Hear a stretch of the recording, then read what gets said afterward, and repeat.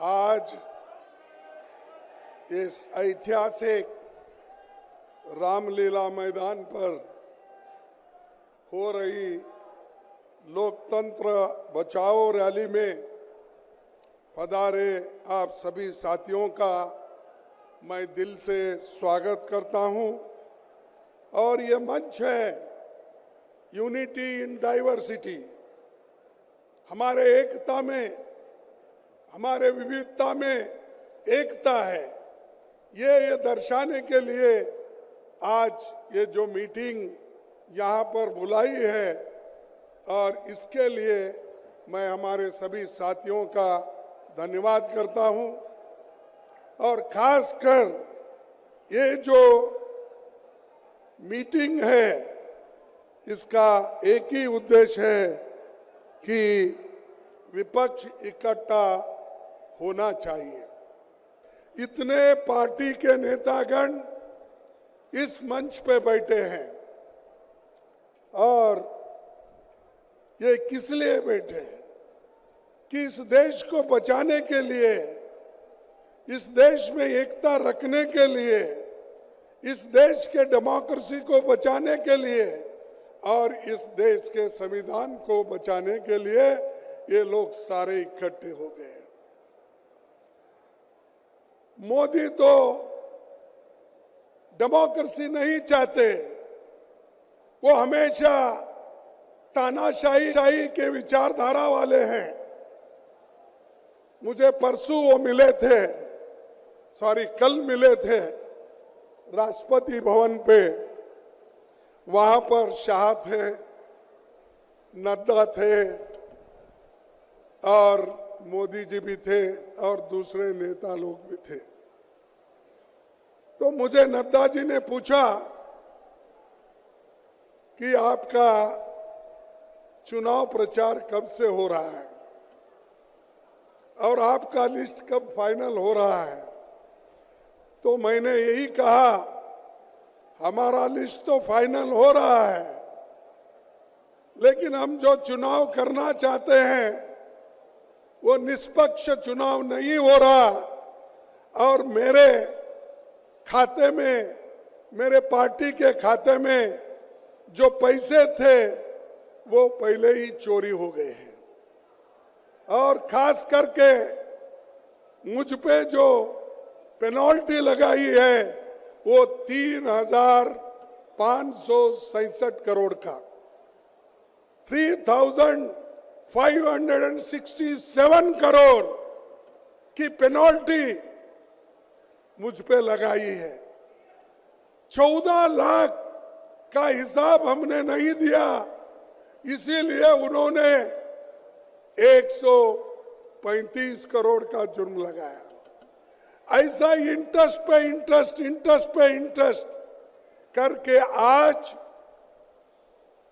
3,667 रुपए कर दिया, ताकि जैसा राहुल जी ने कहा, हम प्रचार न कर सके, कहीं भी जा नहीं सके, कहीं जाना नहीं, किसी को मिलना नहीं, हमारे कार्यकर्ताओं को कोने कोने में भेजना नहीं।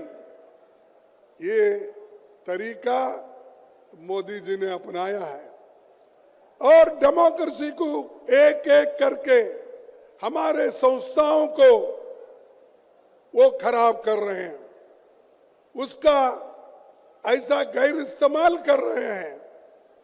चाहे वो ईडी हो, चाहे वो सीबीआई हो, चाहे वो सीवीसी हो, चाहे वो सीबीआई हो, इन संस्थाओं का दुरुपयोग करके एक एक नेता को डरा रहे हैं, यहां तक कि पार्टी के लोगों को भी डरा रहे हैं। और ये कह रहे हैं अगर आप कांग्रेस के साथ वो गठबंधन में जाएंगे तो आपको क्या जेल चाहिए, क्या आपको गठबंधन चाहिए।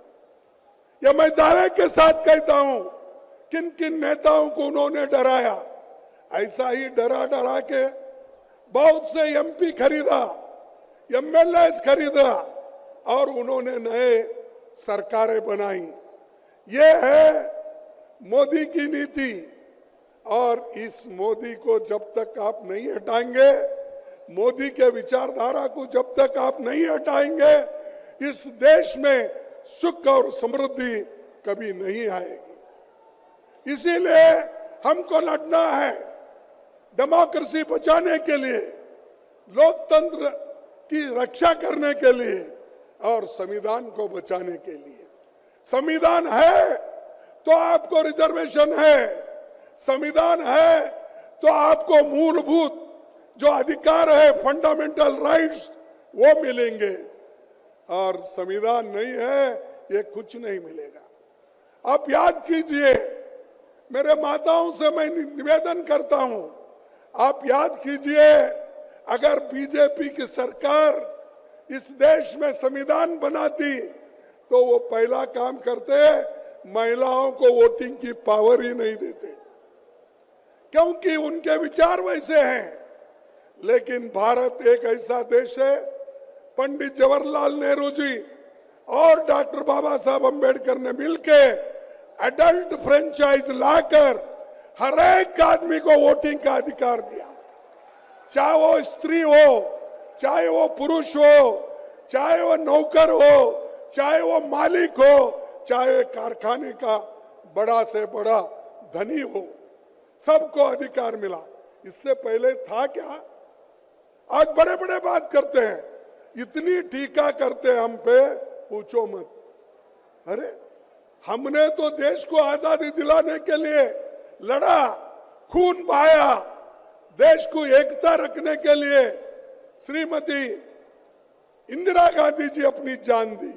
श्रीमती इंदिरा गांधी जी देश को एकता रखने के लिए 32 गोलियां अपने छाती पे लगा ली। कौन लीडर ऐसा बताओ? यही बीजेपी वाले, यही आरएसएस वाले जनसंघ के नाम पे थे। तब क्या करते थे? तब ये सरकारी नौकरी में जाने के लिए लोगों को कहते थे, ये कहते थे क्विट इंडिया आंदोलन में भाग मत लो, गांधी जी की आइडिया अच्छी नहीं है, ये कहते थे।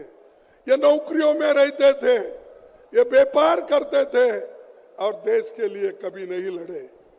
मैं उसीलिए कई बार बोलता हूं, इनके घर का एक श्वान भी भोगता नहीं था, ऐसी परिस्थिति। लेकिन हमारे लोग सूली पे चढ़े, हमारे लोग लड़े। तो इसीलिए कांग्रेस पार्टी संविधान बचाने के तरफ हमारा ध्यान है।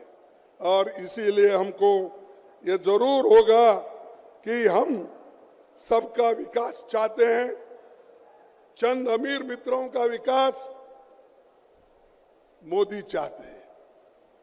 आप डेमोक्रेसी चाहते हैं या तानाशाही, आपको तय करना होता। आप डेमोक्रेसी चाहते हैं ना?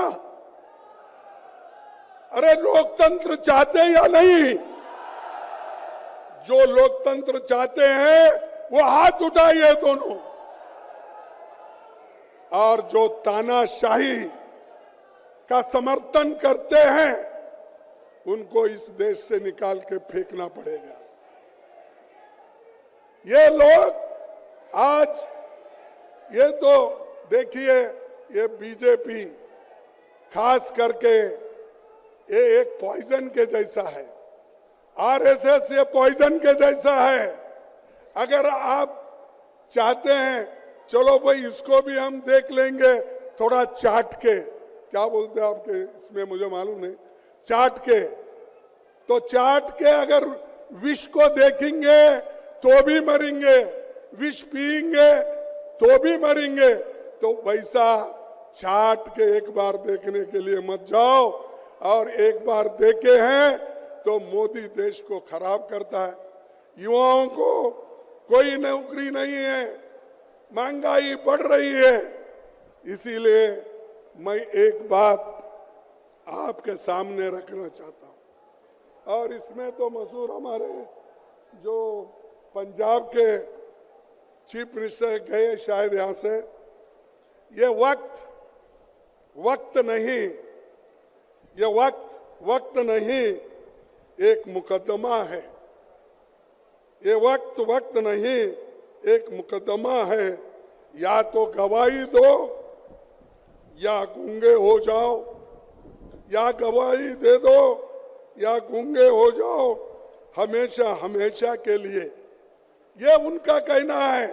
या हमारे पास आओ, गवाही दो, या नहीं तो गूंगे हो जाओ। इसीलिए आज केजरीवाल जी को, आज हेमंत सोरेन जी को अंदर डाल दिया। क्या ऐसा गुनाह था भाई? अब बाद में भी कर सकते थे। उनको बुला के पूछताछ करने के बाद में सजा देते। इलेक्शन के वक्त नोटिफिकेशन हो रहा है, आप उनके ऊपर केस करके अंदर डालते हो। और हेमंत को भी उसी वक्त उसके ऊपर उनका यही कसूर था कि वो गठबंधन के साथ चलना चाहते थे। उनको बुलाया गया, पूछा गया, तब उन्होंने कहा मैं कांग्रेस के साथ रहूंगा, गठबंधन के साथ रहूंगा।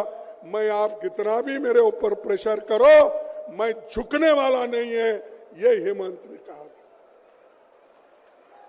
तो इसीलिए मोदी जी ने केस बनाया और उनको अंदर डाला। क्या ये लेवल प्लेइंग ग्राउंड है? क्या ये मैदान है?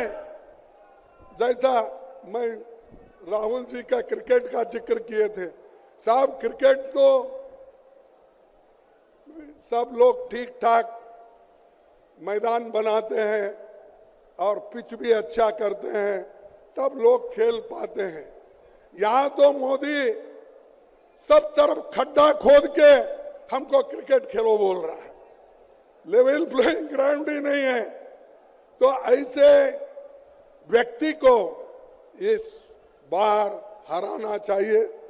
जब तक इनको हराएंगे नहीं, तब तक शांति से नहीं बैठना चाहिए। और ये इसलिए जरूरी है, किसी एक व्यक्ति के लिए नहीं है, या सिर्फ आज एक केजरीवाल जी के लिए नहीं है, या हेमंत के लिए नहीं है। ये 140 करोड़ जनता की रक्षा के लिए हम कर रहे हैं। और ये जरूरी है, गरीब को, किसान को, मजदूर को, छोटे मोटे व्यापारियों को, इनकी रक्षा करने के लिए हम ये कर रहे हैं। इसीलिए हम चाहते हैं कि डेमोक्रेसी को बचाओ। ये 224 की चुनाव होगी युवाओं के रोजगार के लिए। ये चुनाव होगी बढ़ती महंगाई के मुद्दे पर। ये चुनाव होगी किसानों के एमएसपी गारंटी पर। ये चुनाव होगी लोगों की हिस्सेदारी। जो राहुल जी ने बीड़ा उठाया है कि जाति जनगणना होना चाहिए और जिसकी जनसंख्या है उसको न्याय मिलना चाहिए, जिसकी जनसंख्या भारी है उसको न्याय मिलना चाहिए। इसीलिए वो जो आवाज उठाए, इसकी भी लड़ाई है। और भाजपा के भ्रष्टाचार के खिलाफ ये लड़ाई है। और चुनाव देश के संविधान और डेमोक्रेसी को बचाने की है। इसीलिए मैं आपसे विनती करता हूं कि आप सभी एक हो जाओ, मिलकर चलेंगे। इसीलिए पंजाब के हमारे चीफ मिनिस्टर से भी यही मैं अपेक्षा करता हूं, जब एक होकर हम लड़ेंगे तभी हम कुछ हासिल करेंगे, नहीं तो एक दूसरे को कुचलते रहेंगे, आप कभी आगे नहीं आएंगे। मैं आपसे विनती, पहले हम एक होने का सीखो, एक दूसरे को तोड़ने का मत सोचो। ये हमारा उसूल होना चाहिए, तभी हम कुछ काम कर सकते हैं। और मुझे खुशी है आज हम सब लोग मिलके काम कर रहे हैं। चाहे हमारे कुछ भी मतभेद हो, हम येचुरी साहब, डी राजा केरल में लड़ते हैं, लेकिन यहाँ इस बड़े कॉज के लिए, इसके लिए हम एक होकर एक मंच पे हम आते हैं। उसी ढंग से हम आप आदमी से हम यहाँ पर लड़ते हैं, पंजाब में लड़ते हैं, तो देश के एकता के लिए, अखंडता के लिए एक मंच पे है। तो ये जो बना, ये इंडिया गठबंधन जो बना, देश के रक्षा के लिए, लोगों के रक्षा के लिए और आपके हिफाजत के लिए बना, या किसी व्यक्ति के बारे में नहीं। अगर वो व्यक्ति, संविधान बचा, हर व्यक्ति बचेगा, और जो अच्छा काम करता है वो जरूर बचेगा। तो इसीलिए भाइयों, मैं ज्यादा कुछ बातें नहीं कहते हुए इतना ही कहूंगा, हम लड़ेंगे और बीजेपी को ये बताएंगे, भाई तुम्हारा ज्यादा हुआ, बस करो। लोग अंडर करंट है, आप ये मत सोचो 400 पार की जो बात करते हैं, ये 400 होने वाला नहीं है। चुप लोगों को डराना धमकाने की बात करते। अरे हमारे पास वो हिम्मत है, हमने कई लड़ाई लड़ी है, कांग्रेस ने कई लड़ाई लड़ी है। बीजेपी के लोग तो एक बार 2 सीट आए थे, उनके 2 ही सीट, आपको मालूम होगा, दिल्ली वाले आप बेहतर जानते हैं। तो ये 2 सीट लिए सो लोग बार बार दूसरों को गालियां देते हैं। तो इसीलिए आपसे मैं यही कहूंगा कि आखिरी में एक बात कह के मैं अपने बात को खत्म करूंगा, तो वो ये है कि इंडिया गठबंधन के लिए जो मुश्किलातें हैं, उन मुश्किलातों को हम सब मिलके दूर करेंगे। और मोदी का क्या है, कोर्ट भी उसके पास है, पुलिस भी उसके पास है, सभी कुछ उसके पास है। और इसीलिए मैं, एक शायर ने लिखा है, अपील भी तुम हो, दलील भी तुम, अपील भी तुम, दलील भी तुम, गवाह भी तुम, वकील भी तुम, गवाह भी तुम, वकील भी तुम, जिसे भी चाहो हराम कह दो, जिसे भी चाहो हराम कह दो, जिसे भी चाहो हलाल कर दो, जिसे भी चाहो हलाल कर दो। सब उनका, वकील उनका, कोर्ट उनका, पुलिस उनकी, सब कुछ उनकी। तो ऐसे में डेमोक्रेसी को टिकाना, आप में जो जोश आना चाहिए और जोश के साथ हम लड़ते रहेंगे। मैं करूंगा, मैं कहूंगा जय हिंद, जय हिंद। क्या यारो उधर के पीछे के लोग बोल रहे हैं, आपको नहीं होना जय हिंद? जय हिंद, जय हिंद, जय हिंद। सबको धन्यवाद, नमस्कार। भाई और बहनों, इंडिया गठबंधन के कार्यकर्ताओं, आप सबका यहां बहुत बहुत स्वागत, नमस्कार।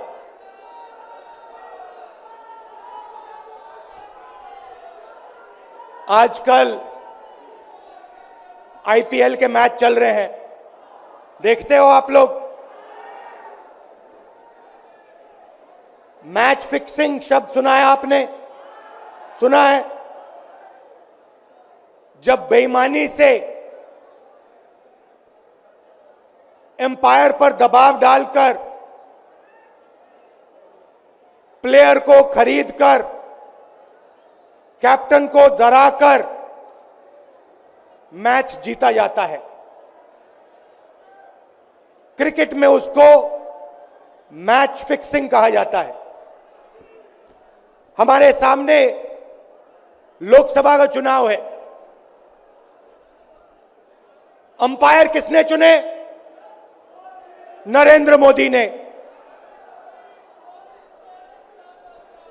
हमारी टीम में से मैच शुरू होने से पहले 2 खिलाड़ियों को अरेस्ट करके अंदर कर दिया।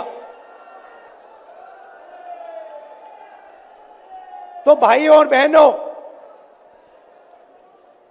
ये जो चुनाव हो रहा है, नरेंद्र मोदी जी इस चुनाव में मैच फिक्सिंग करने की कोशिश कर रहे हैं।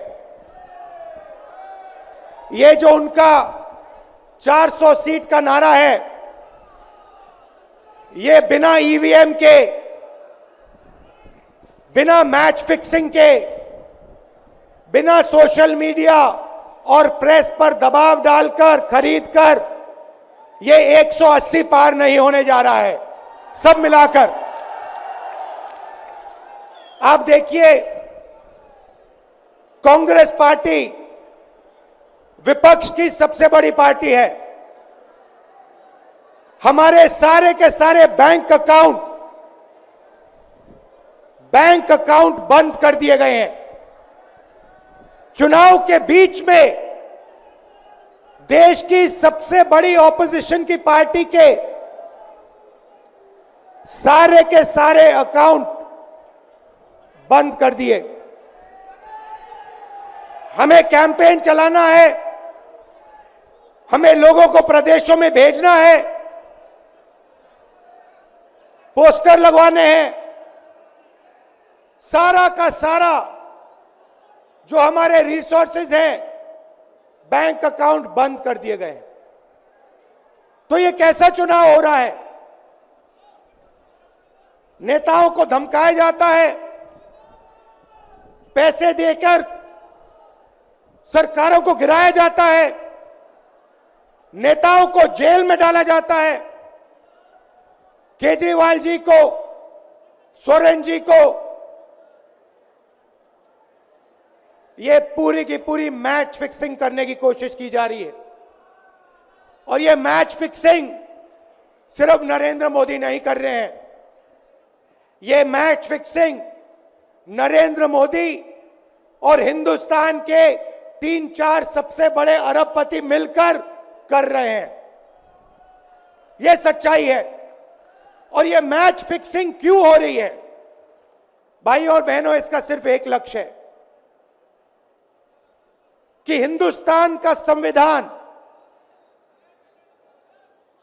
जिसने इस देश के गरीब लोगों को भविष्य दिया, सपने देखने का हक दिया, उस संविधान को हिंदुस्तान के गरीब जनता से के हाथ से छीनने के लिए यह मैच फिक्सिंग की जा रही है।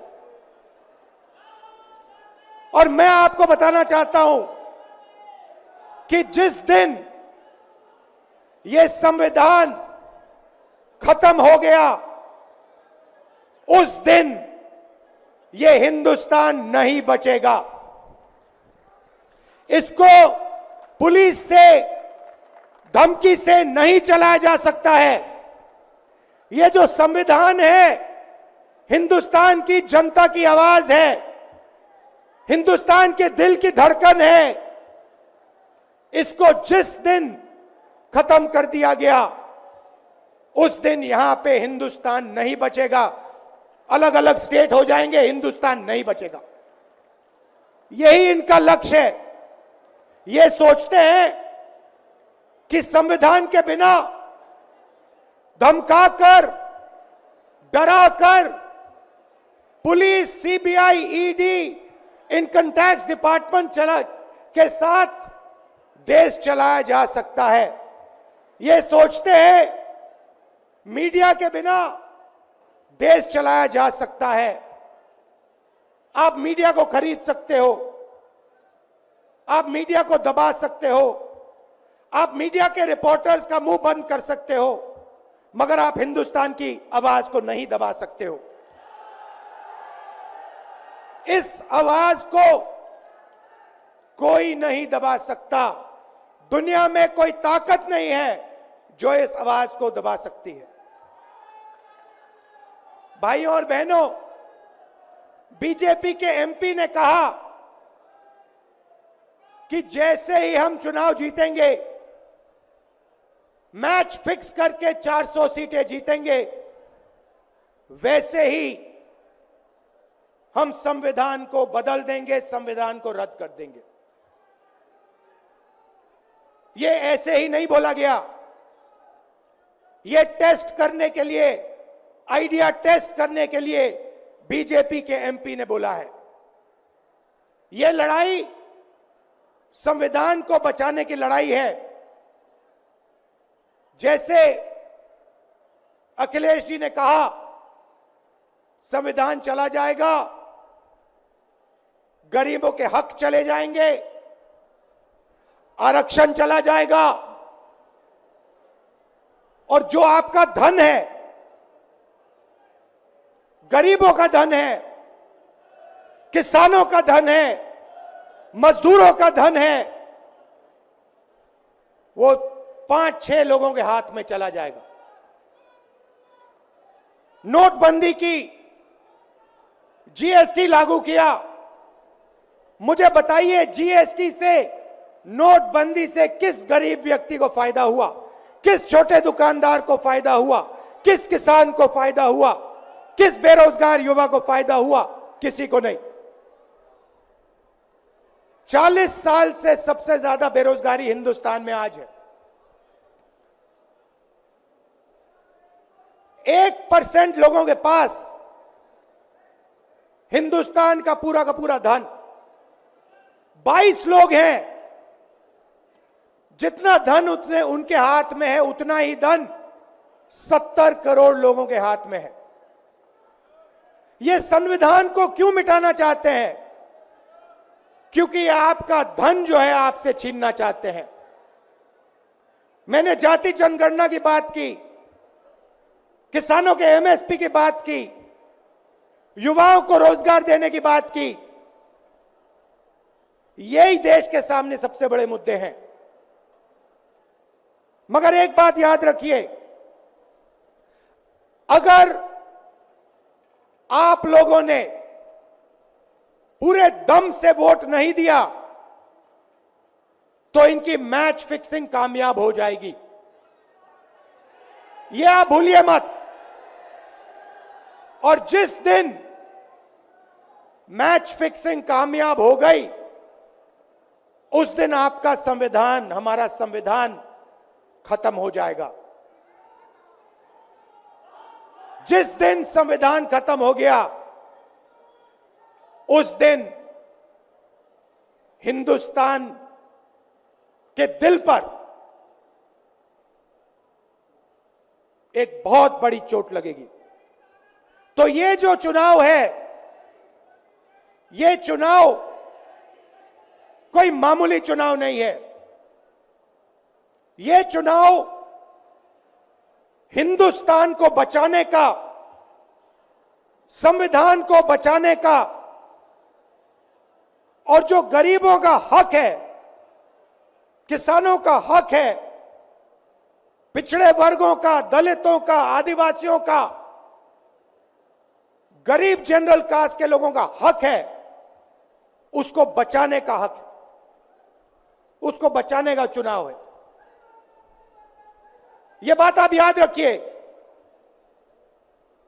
क्योंकि अगर यह चुनाव जहां मैच फिक्सिंग की जा रही है, वो पूरे देश को दिख रहा है, बीजेपी के लोग कह रहे हैं।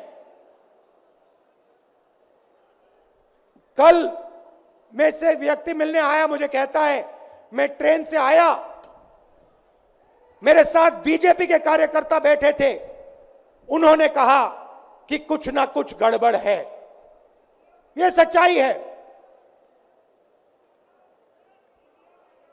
इलेक्शन कमीशन के लोगों को नरेंद्र मोदी जी ने बैठाया, 2 नेताओं को, 2 चीफ मिनिस्टरों को जेल में डाला। चुनाव से कुछ ही महीने पहले अगर डालना था तो 6 महीने बाद डाल देते, 6 महीने पहले डाल देते।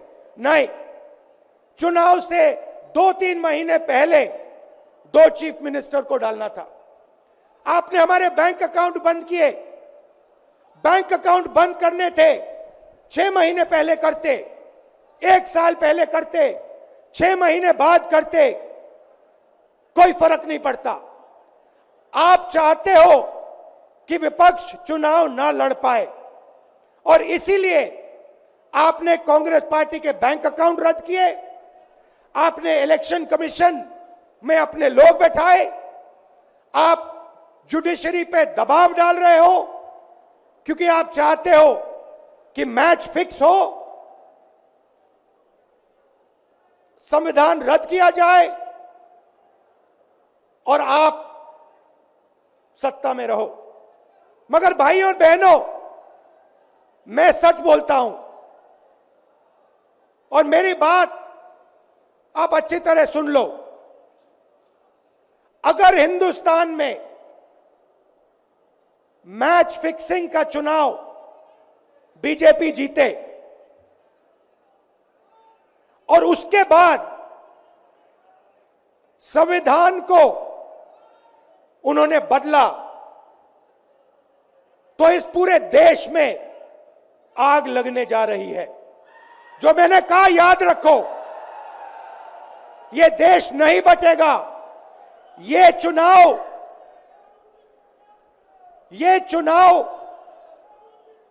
वोट वाला चुनाव नहीं है। यह चुनाव हिंदुस्तान को बचाने वाला चुनाव है, संविधान की रक्षा वाला चुनाव है। धन्यवाद। जय हिंद। मुझे इंडिया गठबंधन की ओर से इंडिया गठबंधन की 5 सूत्री मांगें पढ़ने के लिए कहा है। इससे पहले कि मैं ये शुरू करूं, मैं एक छोटी सी बात आपके सामने रखना चाहती हूं। देखिए, ये दिल्ली वाले जानते हैं कि ये दिल्ली का सुप्रसिद्ध रामलीला मैदान है। यहाँ बचपन से मैं आ रही हूँ। हर साल दशहरे के दिन यहाँ इसी मैदान में रावण के पुतले का दहन होता है। मैं छोटी थी तो अपनी दादी जी इंदिरा जी के साथ आती थी, उनके पैरों के पास जमीन पर बैठ के देखती थी। उन्होंने हमारे देश की ये प्राचीन, हजारों वर्ष प्राचीन गाथा जो रामायण है, भगवान राम जी की जीवन गाथा मुझे सुनाई। आज जो सत्ता में है वे अपने आप को राम भक्त कहलाते हैं। इसीलिए यहाँ बैठे हुए मेरे मन में ये बात आई कि उनको इस संदर्भ में कुछ कहना चाहिए।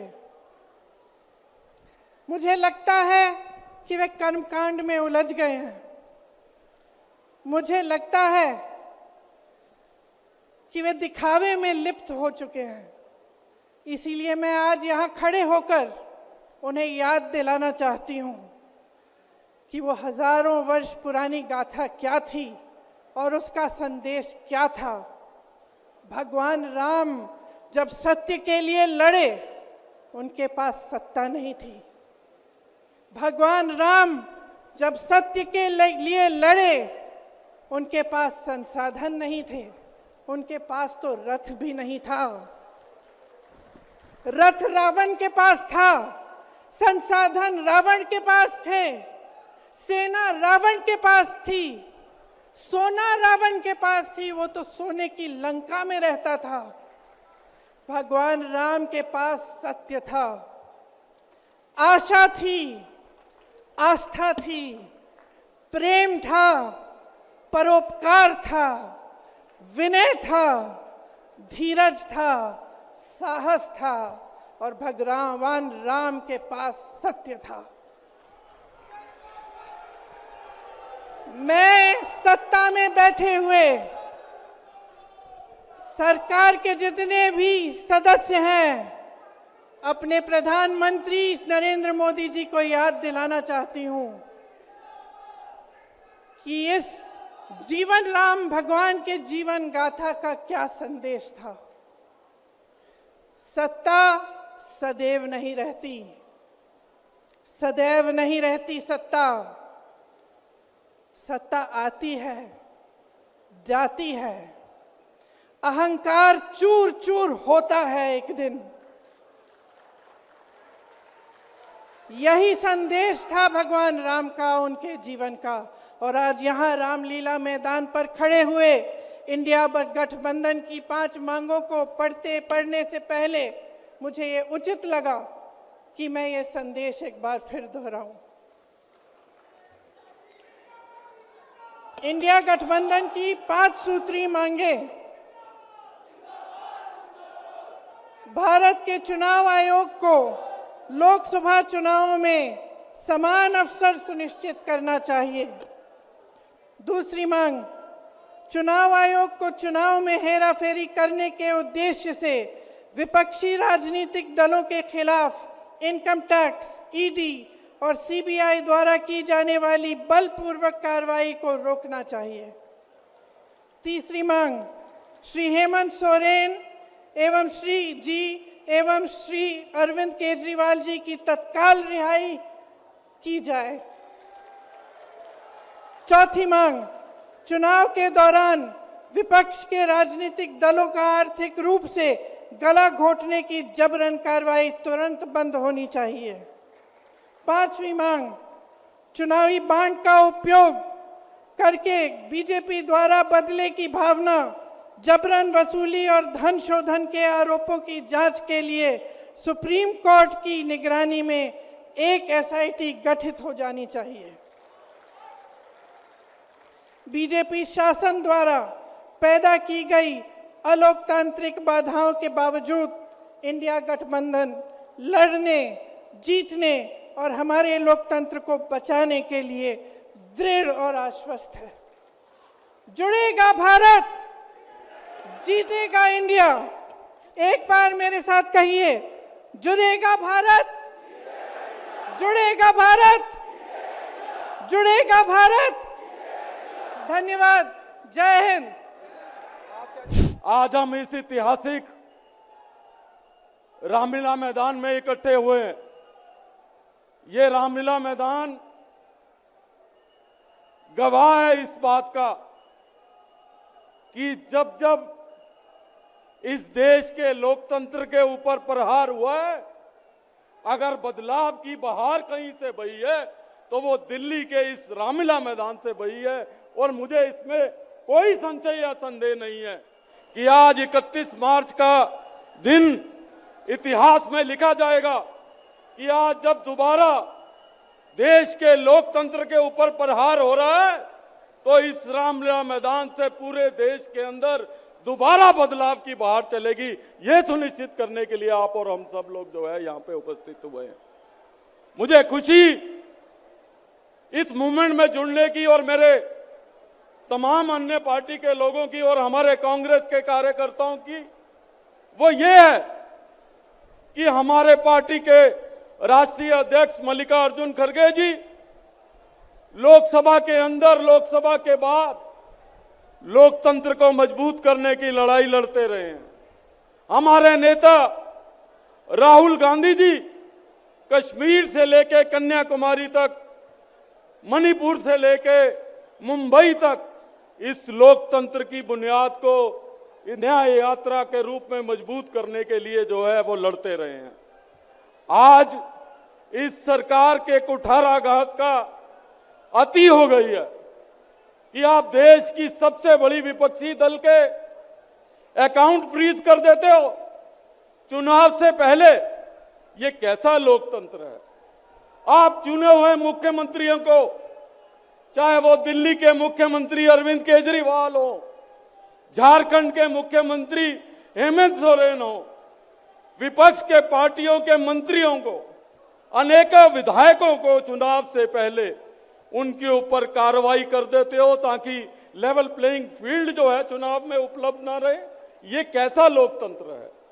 हमारे देश के राष्ट्रपिता महात्मा गांधी जी ने जब करो या मरो का नारा दिया था तो उन्होंने ऐसे लोकतंत्र के लिए नारा नहीं दिया था कि लोकतंत्र के अंदर आप जो है ओपोजिशन के लोगों का गला घोट दो और लोकतंत्र के अंदर जो है चुनाव भी ठीक ढंग से ना हो पाए। अगर कम उम्र में शहीद भगत सिंह ने कुर्बानी दी थी तो वो इसलिए नहीं दी थी कि ऐसा लोकतंत्र आए जहां पे आप जो है सरकारी तंत्र का इस्तेमाल करके प्रजातंत्र को जो है गिरफ्तार करने की कोशिश करो, प्रजातंत्र को कैदी बनाने की कोशिश करो। ऐसे लोकतंत्र के लिए जो है हमारे स्वतंत्रता सेनानियों ने कुर्बानी नहीं दी थी। मैं दोस्तों ये कहना चाहता हूं कि ये रैली जो है और ये 2024 का जो चुनाव है, ये खाली आम आदमी party, Congress party, communist party, India गठबंधन की तमाम दलों की पार्टी का चुनाव नहीं है। ये अपने ड्राइंग रूम में बैठ के चुनाव की चर्चा करने का भी चुनाव नहीं है। ये चुनाव इस बात का फैसला करेगा कि हमारे आने वाली पीढ़ी का भविष्य कैसे होगा, वो किस तरीके के माहौल के अंदर, किस तरीके के लोकतंत्र के अंदर जो है वो सांस लेंगे। तो हमको इस चुनाव में अपने आने वाली पीढ़ी का भविष्य सुनिश्चित करना है, इस देश की लोकतांत्रिक परंपराओं को जिंदा रखना है। आज केंद्र की सरकार का क्या मोटो हो गया है? भारतीय जनता पार्टी के केवल 3 सूत्री कार्यक्रम हो गया है। पार्टी के लिए चंदा, व्यापारियों के लिए धंधा और ईडी का फंदा। इसके अलावा ये सरकार कुछ दिल्ली के लोगों के लिए और देश के लोगों के लिए नहीं कर रही है। और मैं दिल्ली के लोगों को कहना चाहता हूं कि सबसे ज्यादा तो आपने खोया है। आपने इसलिए खोया है कि हर 5 साल के बाद ये अपने उम्मीदवार बदल देते हैं और ये कहते हैं कि ये निकम्मे थे, नकारा थे, काम नहीं करते थे, हमने इसलिए बदल दिए। जो ये पिछले 10 साल में नहीं कर पाए तो वो आने वाले 5 साल में क्या करेंगे, ये दिल्ली के लोगों को जो है सोचने की जरूरत है। मैं आप लोगों से ये कहना चाहता हूं, मैं आप लोगों से ये निवेदन करना चाहता हूं कि इस जंग में हमको घबराने की जरूरत नहीं है। और एक शेर कह के अपनी बात समाप्त करूंगा कि अगर खिलाफ हैं तो होने दो, जान थोड़े, ये सब धुआं है, आसमान थोड़े, लगेगी आग तो आएंगे घर जद में हमारे, लगेगी आग तो आएंगे जद में मकान तोड़े।